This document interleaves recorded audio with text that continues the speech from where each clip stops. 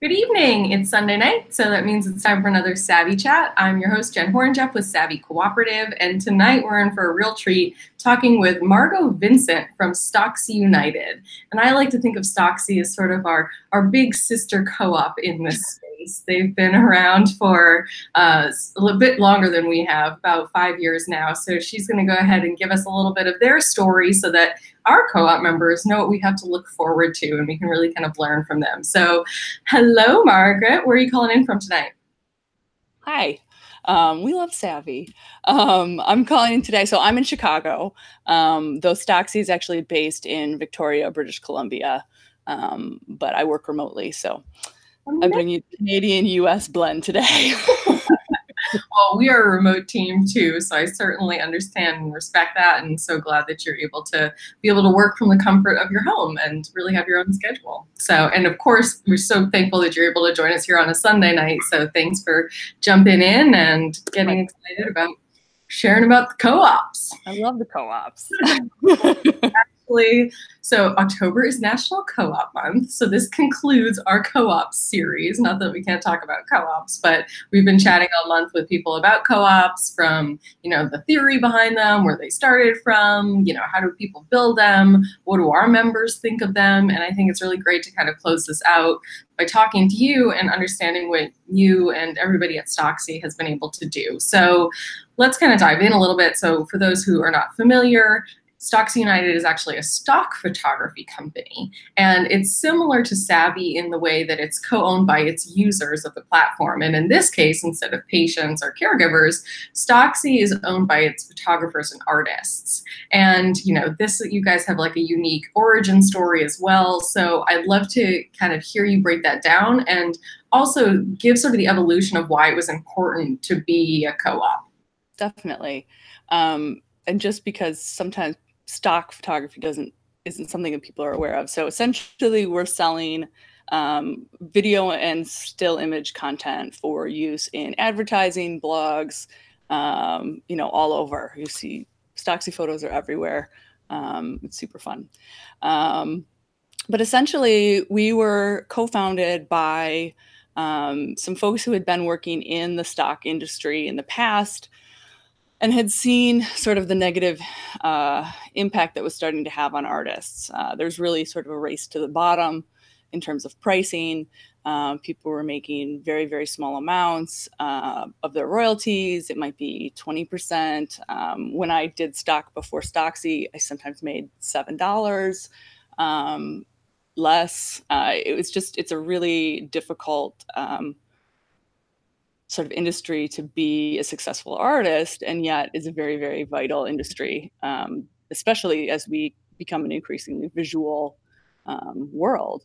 So StockC was founded to do better by artists, to build a community of artists who get to work together, co-own, have a voice, and run this agency essentially.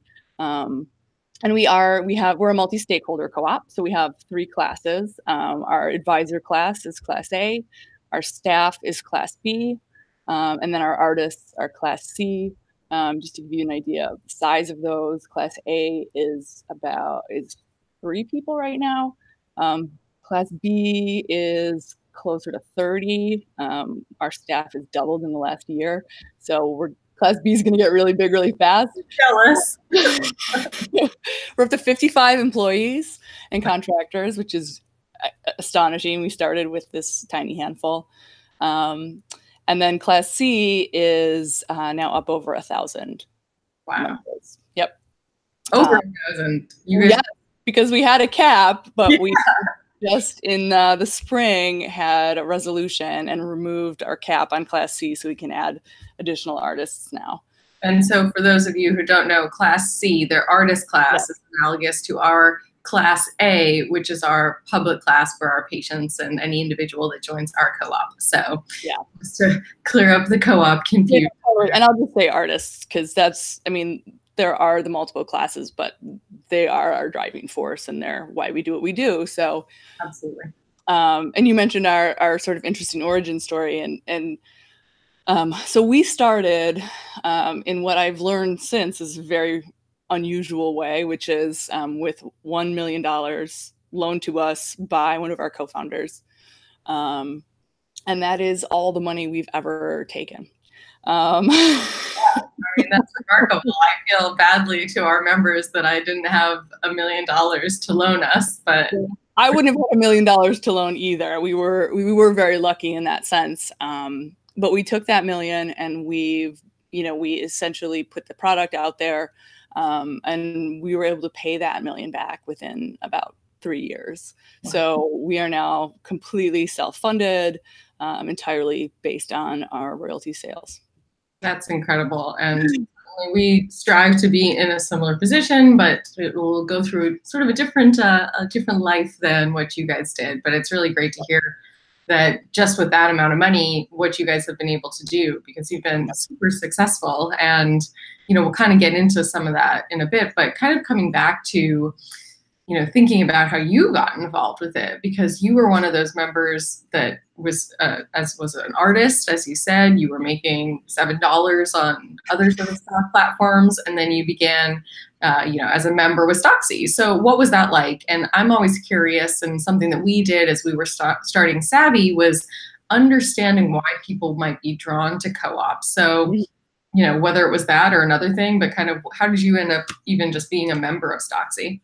Yeah, so I was a very miserable lawyer and knew that I was not going to be able to sort of find fulfilling work in the particular direction I had at the time, and started exploring ways to bring my art into my life and spend more time on that, and potentially, make that a reasonable source of income.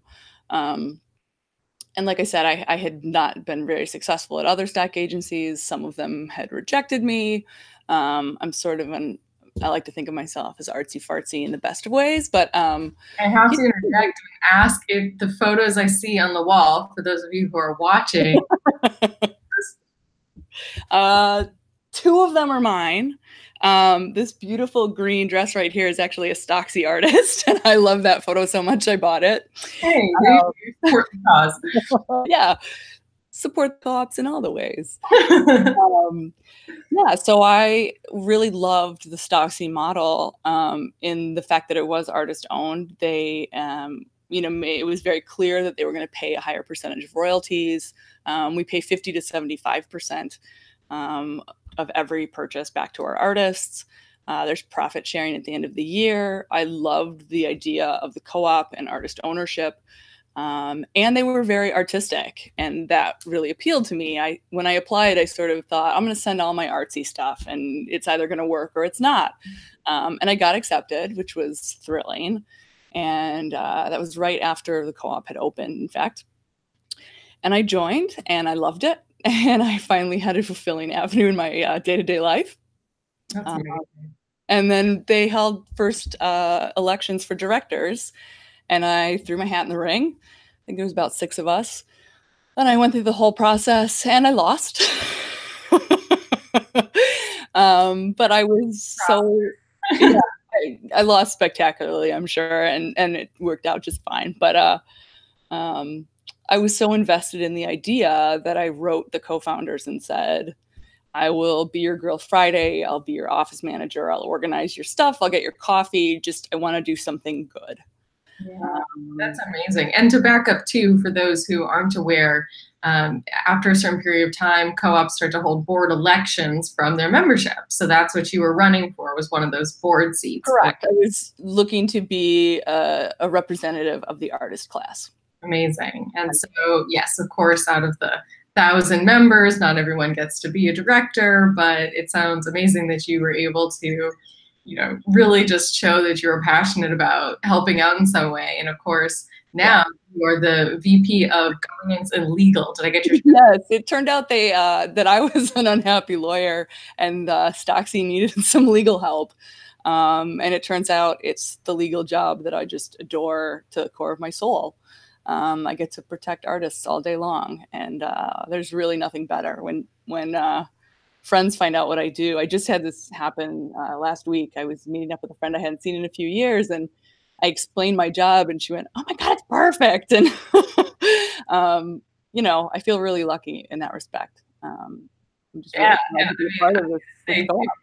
not that I am a lawyer and know anything about the law, but I do know that every time I try to explain a co-op to others, most lawyers have no idea how it works. So therefore, I know that you were not trained as a co-op lawyer. Therefore, you have had to do a lot of legal catching up to kind of, and not only catch up, but also kind of innovate as you go on how to make this work on this sort of thing that we're calling platform co-ops, which we've talked about in some of our other chats earlier this month, that we are this sort of new breed of co-op that's applying the co-op model, but to a tech platform where we're owned by our users of our platform. And so you guys have done an amazing job being sort of one of the co-ops that we can turn to, because there's not a lot out there. So you guys have certainly set the success case there. And I have to really give a shout out to the Canadian co-op community and the legislation that exists. I'm a US lawyer, but taught myself Canadian co-ops because that's where we were based. And we just, in the last few years, shifted from being based in Alberta to being based in British Columbia.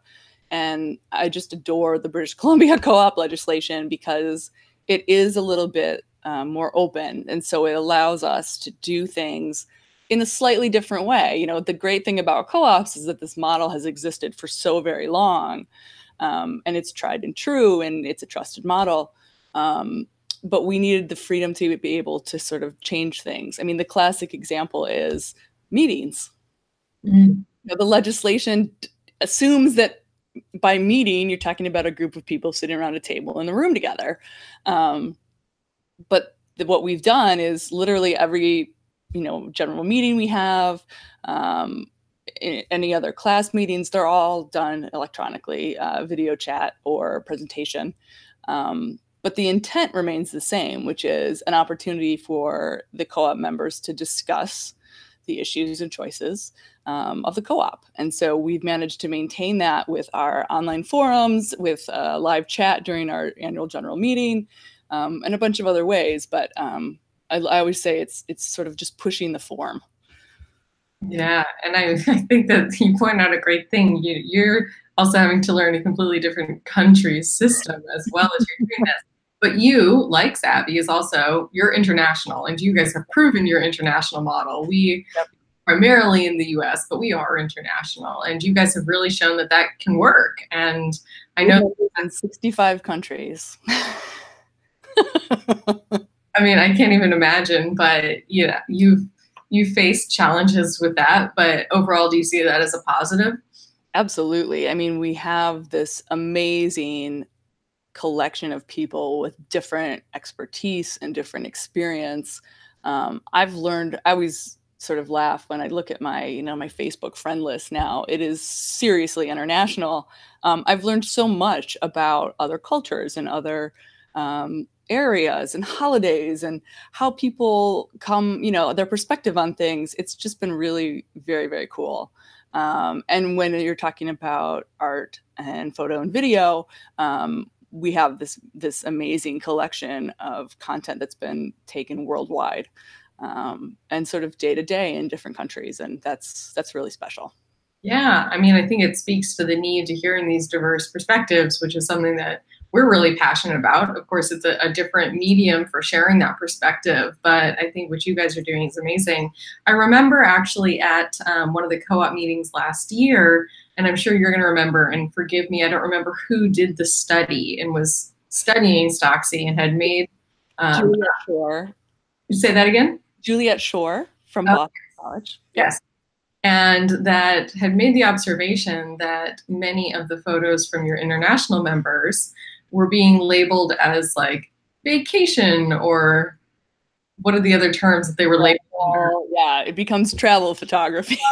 Travel, exactly, because that's unfortunately the way sort of our Western culture was viewing those other photographs, when in fact that is people's lives and realities across the globe. Yeah, and we're seeing sort of in the stock world a push for that. It's authenticity has become an almost overused buzzword in the industry, but local content, truly local content. student lunches look different from country to country, or uniforms, or Christmas is not snowy everywhere, things like that. And we see that push, and we have these people all over, and it's super cool.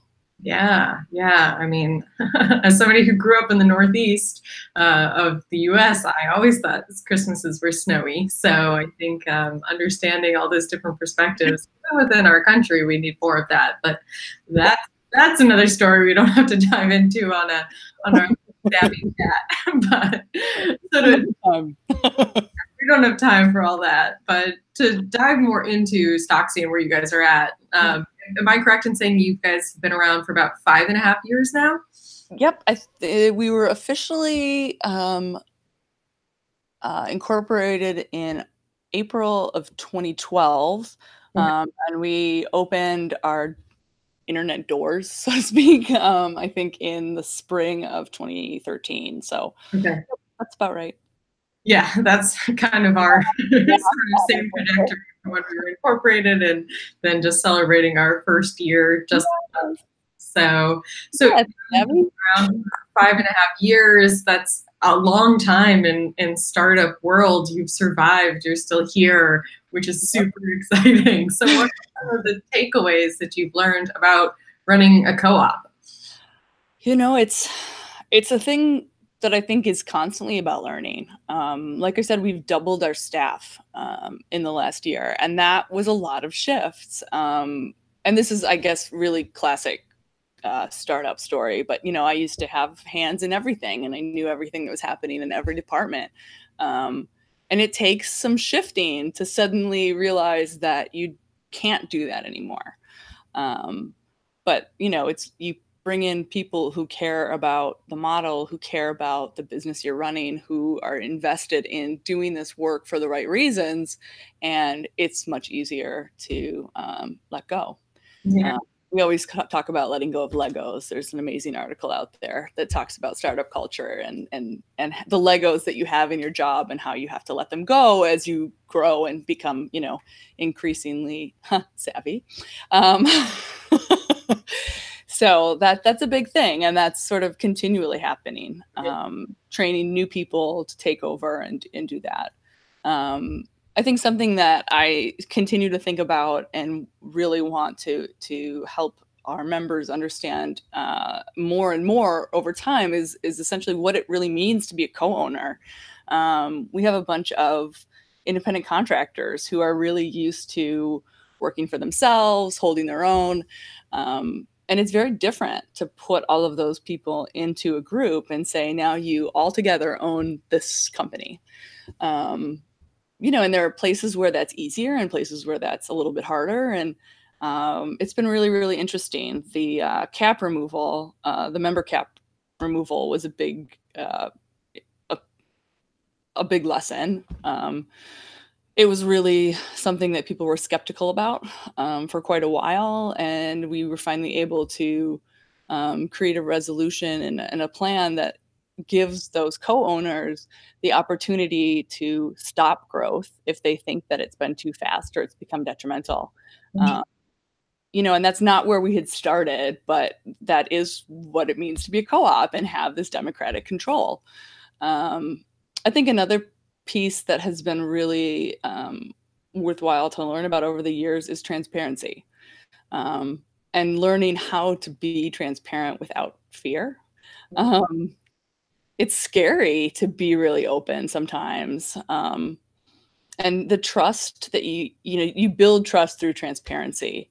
Mike Cook, our acting CEO, likes to talk about the currency of trust. And I think it's a really interesting idea. By being transparent and being very open and letting things truly happen in this democratic way, we've shown our members that we have their best interests at heart. And I hope that in moments where they fear that that may not be the case, they can look back at our history and recognize that everything that we do is to benefit them. I think that's really great sort of forward thinking for us as we're, continuing to grow our co-op. That was something that was super important to us. Just, we're at year one now, and we spent the first year, we just wanted to cultivate that authenticity, because that is the basis and the foundation of all that we're doing. We are not, at where you guys are 5 years later. So without— we weren't there 5 years ago. We too have sort of grown in maturity as we've aged. Our board is far more formal, although not too formal, because hate when things get too formal, but more, we have a better understanding of what the board is doing and where their voice is important. And you learn a lot. It's like exponential learning through those 5 years, for sure.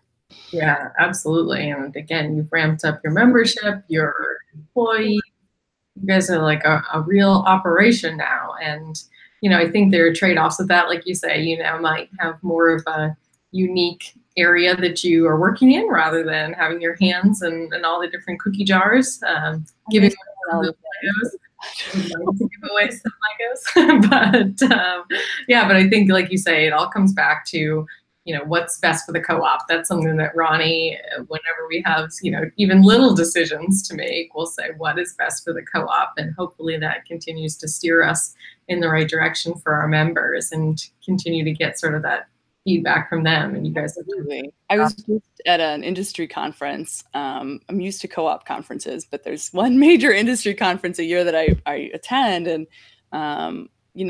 the way I always try to talk about it is just to get really nitty gritty about the money, and that we are, a company that's making $10+ million a year. But we're paying $6 to $7 million back to our artists. We run lean. Though we've doubled in size, we're still running fairly lean, especially in comparison to other huge agencies that exist. And that's really important to us, and to all of us that are working there, that we are cognizant of spending as little as possible, because we want to give as much to the artists as we can.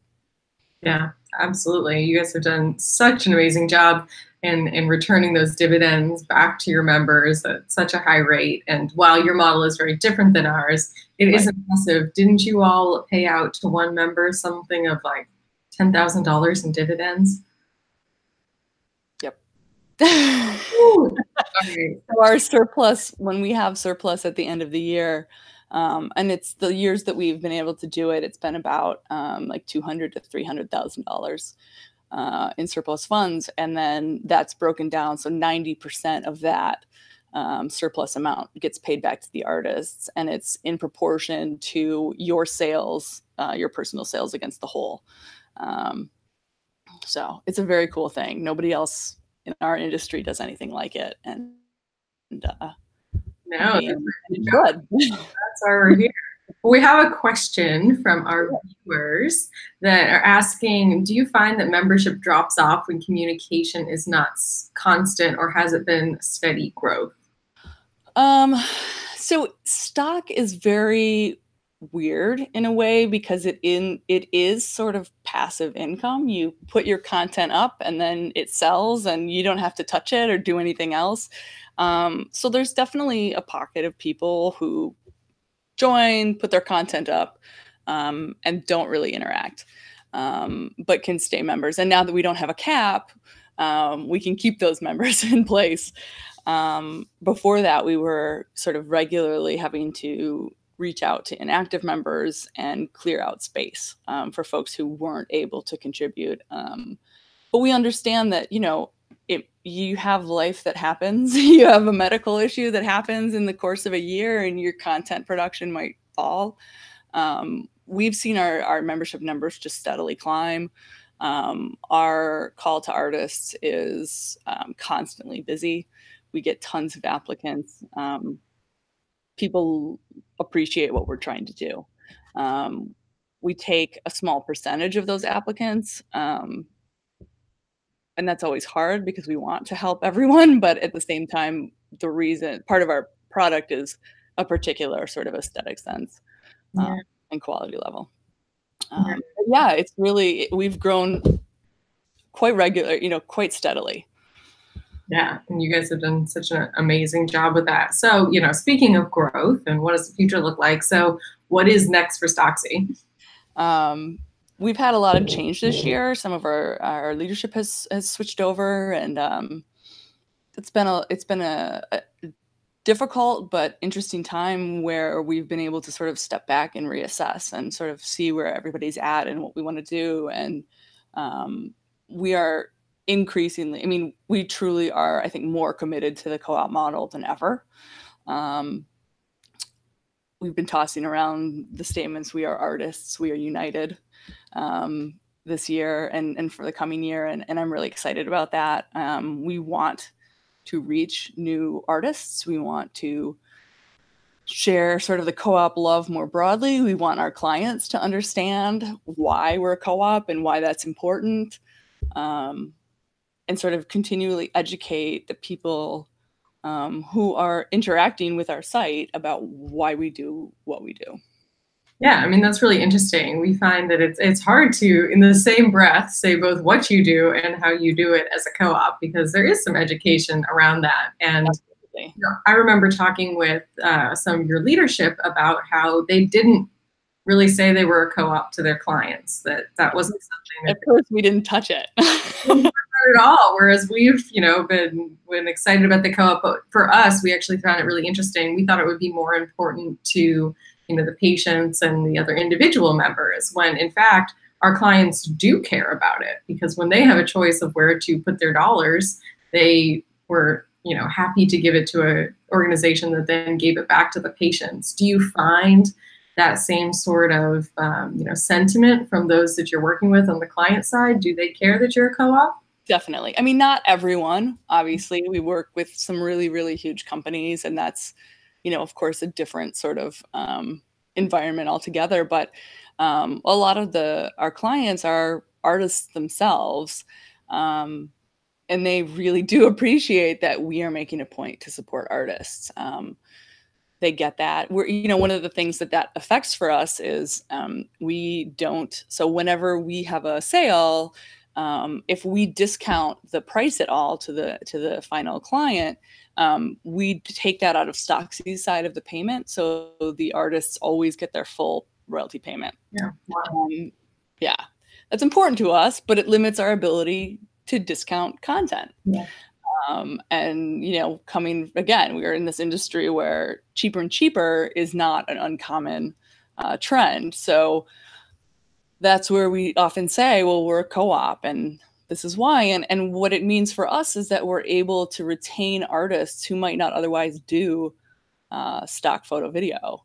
And we're able to sort of keep this really high talent pool and work with folks that otherwise might not. So we are often now explaining it to our buyers, and they absolutely, some of them just adore it. Some of them have applied to join.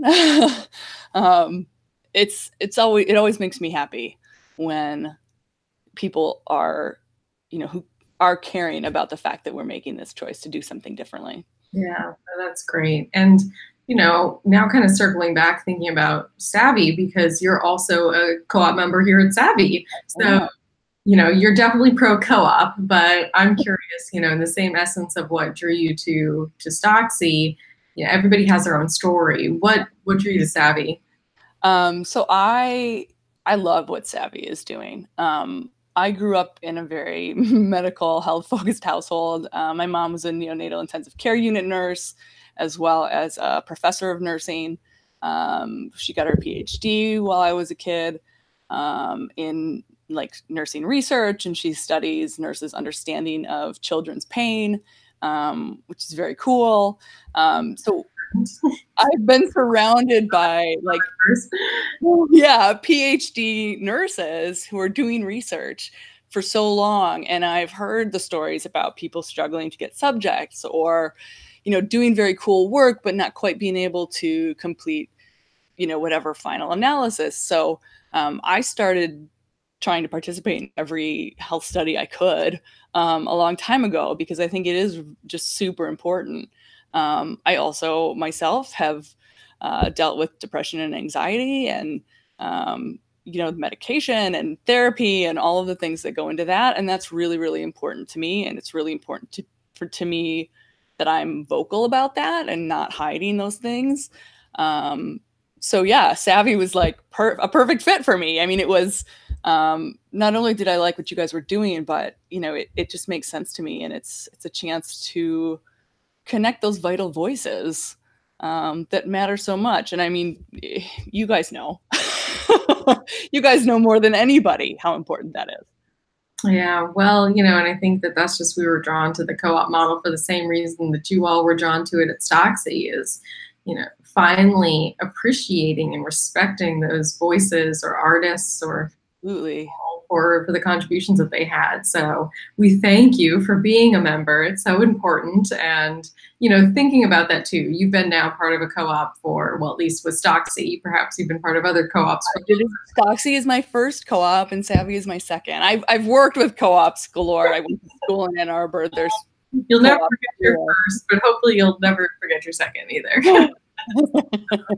All right, so now you have experience with one successful co-op and one, very enthusiastic, smaller co-op. So what advice do you have to give for our members on how to make sure that our co-op here at Savvy is just as successful as StockC? I think it's really important to keep talking about co-ops. I tell everyone I meet about co-ops. I tell people on the subway about co-ops. I think the ideas that people have about what co-op means is fairly limited. You think the grocery store or the housing co-ops from college or whatnot, and there's so many different and interesting ways to use this model.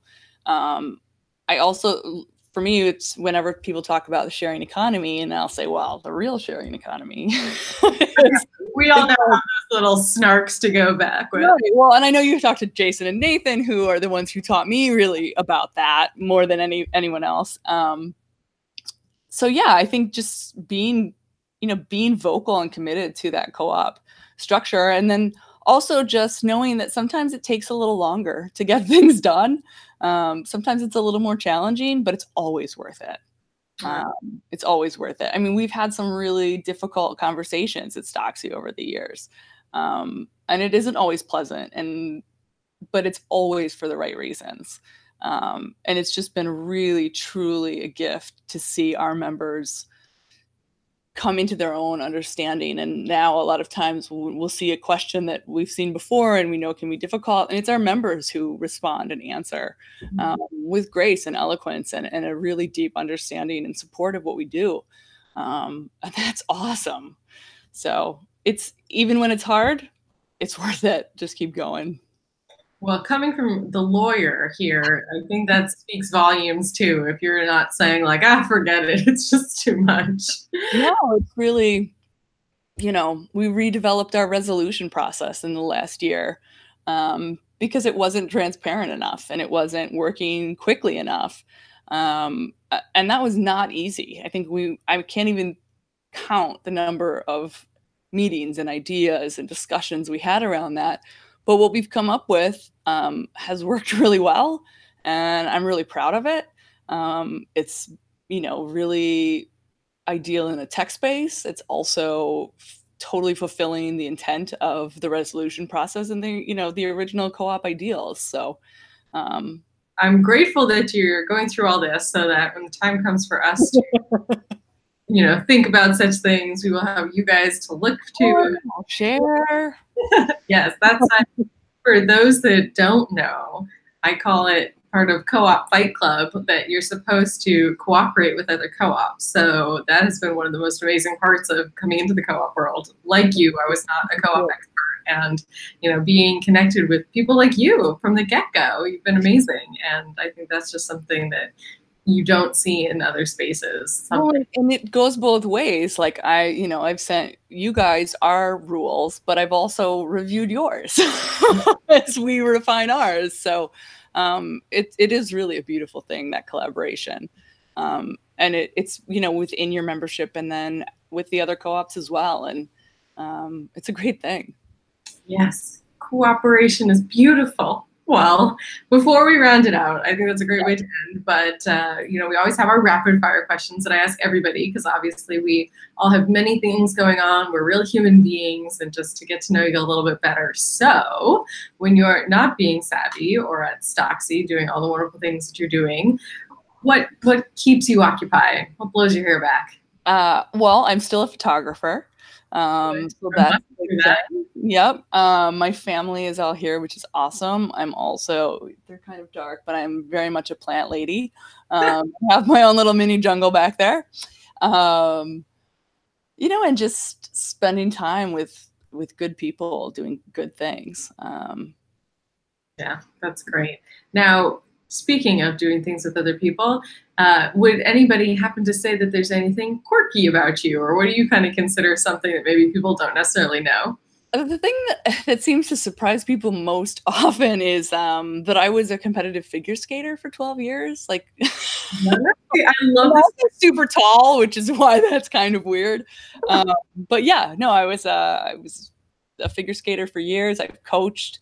I'm more graceful on ice than walking down the street. Which honestly isn't saying much, but yeah. Amazing. I did not know that. See, the world would never have known, or perhaps not on this scale. So, all right. Well, then, how about what's one of the biggest healthcare headaches or challenges that you think that we have to address? As someone who is purchasing insurance off the marketplace, that's certainly been a challenge. The balance of getting the care I need for a price I can actually afford is not always easy. And I've actually had co-op insurance for a while, which was very cool, but they did not last. But I've seen like hospital systems and physician systems that I really adore pull out of marketplace options, which has just broken my heart. And I've found replacements, but I keep hoping that some of them will come back. Gosh, we do have to reform that. It's terrible. Yeah. And then just, things like I consider therapy vitally important. My therapists have not taken insurance. So that has been a budget for that because sanity is worth some cost, I think. Absolutely. We just don't treat mental health the same way we treat other parts of the healthcare system. Yeah. And it's super important. So, those are sort of the things. When I'm looking for insurance, it's mental health that mental health and prescriptions. That's a great point. I'm sure people all have what they look for. I know I do. So, yeah. You just have to be discerning because unfortunately you can't have it all with our insurance industry. All right. So speaking of the current state of healthcare, what song title did you pick that you think best describes the current state of healthcare? Well, this is going to flow right from my last answer, but I picked the OJs for the love of money. I think that the nature of the insurance industry is a really key problem. Yeah. And monetizing something like healthcare just is going to lead down a path that does not work for the people who need it. Yeah, absolutely. Well, that's why we need members at Savvy to be able to keep sharing their voices, and hopefully we can start chipping away at this. These are mountains, but hopefully we can start to collectively, ascend them together. So before we close out, I just want to thank you first and give you an opportunity to let us know, is there anything else that you have to plug that we can kind of get out to our members and to our listeners? Well, StockC currently has our call to artists open.